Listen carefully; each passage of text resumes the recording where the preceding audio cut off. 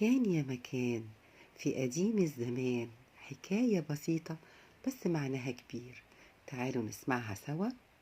في يوم من أيام الصيف الحارة، الملك كان قاعد مهموم وزعلان في بلكونة القصر بيفكر وبيحاول يهدي دماغه شوية.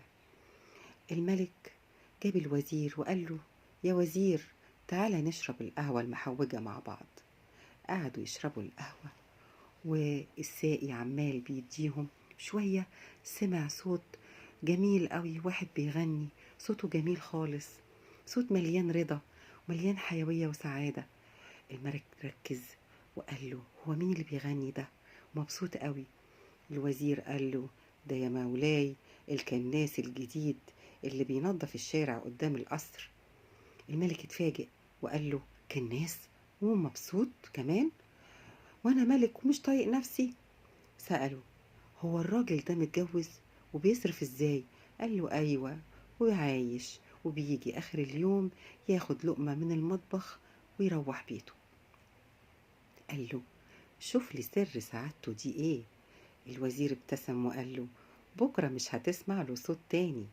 الوزير أمر يرمي سرة فيها 99 دينار ذهب في سكة الكناس. كناس تاني يوم جه وهو عمال بيغني فرحان ومبسوط، وشوية ولقى السرة دي، فتحها اتصدم. قعد يعد: 1 2 3 لغاية ما بقوا 99. قال: لا لا لا لا، ده أكيد 100. فضل يعد ويبص حواليه ويدور على الدينار، يقول: فين الدينار اللي ناقص؟ لا لا لا لا لا لا. طبعا الغنى والسعادة اللي كان فيها كلها وقفت، والفرح اللي كان فيه وقف، ما بقاش دخله إلا الهم والزعل. وبقى يخبي الفلوس، وفي الآخر راح لمراته وقعد يعد معاها الفلوس. برضو تقول له: دول 99.